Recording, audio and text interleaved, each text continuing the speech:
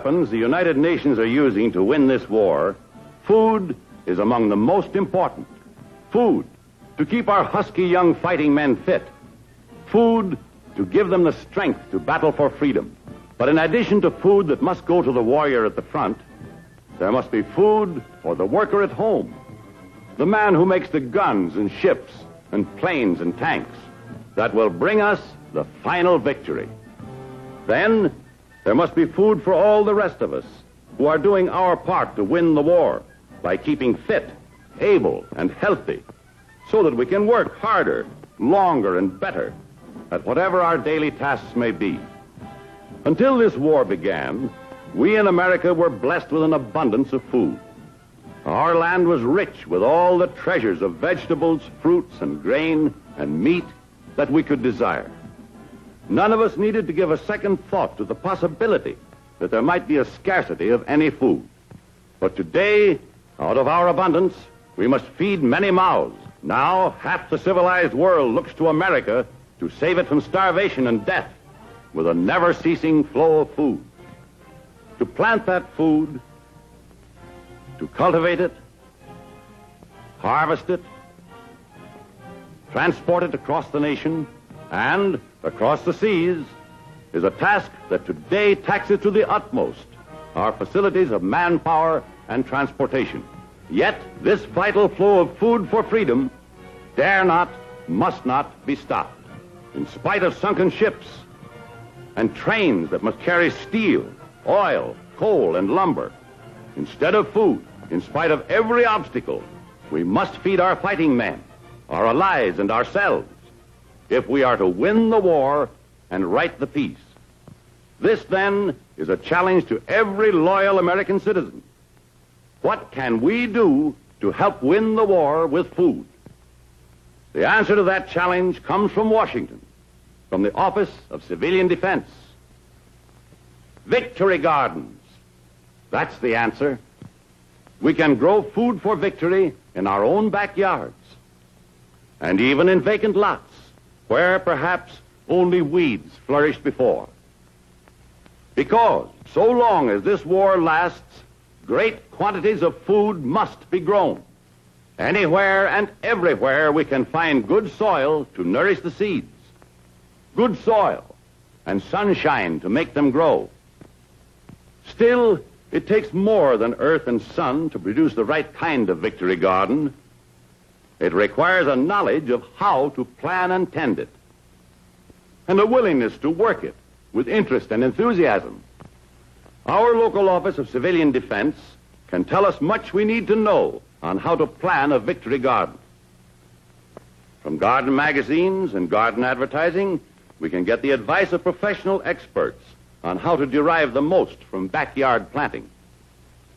And scores of seed and nursery houses can supply us with other vital gardening information. Then, each spring, we can start our gardens with good seeds. Plant them in rich, well-tilled soil, away from shadowing houses or trees, out in the open, where they can be warmed by life-giving sunshine. And as our gardens grow, they must be regularly cared for, faithfully weeded from planting to harvest. Enriched, perhaps, with one of the magic plant foods science has given us. Rigidly protected from insects and plant-killing disease. And watered, of course, because Mother Earth gets thirsty now and then. Yes, for the duration, at least, it's our job to grow food for our own tables and free the nation's farm produce for the men at the front and our allies across the seas. Millions of Americans have done, are doing, and will do just that. Guided by one of the many plans that have been made available through governmental and private agencies. They're finding out that it's not only easy to make a victory garden, it's a great way to have fun and get plenty of healthful exercise. They're discovering that the closer they get to the good earth, and the more they drink in fresh air and sunshine, the more courage and strength they have to face today's wartime problems and meet them like true Americans. Here's a bookkeeper in Iowa. He's been planning a victory garden for a long, long time. It'll be designed after one he found in a gardening guide, and he can hardly wait for the time when he begins it, because he's sure that he's going to have the finest backyard crop you ever saw. Here's a Michigan fireman. He expects to grow enough vegetables to feed his whole family of 5 the entire summer. And here's a busy manufacturer who makes munitions and puts in his spare time admiring his garden. That is, he does when he isn't chasing the family dog away from his pet vegetables. And so it is in every corner of America today. Millions of men and women are finding real joy in victory gardening. They're working in the backyards of village and city, in the yards of townhouses, and in community groups as well.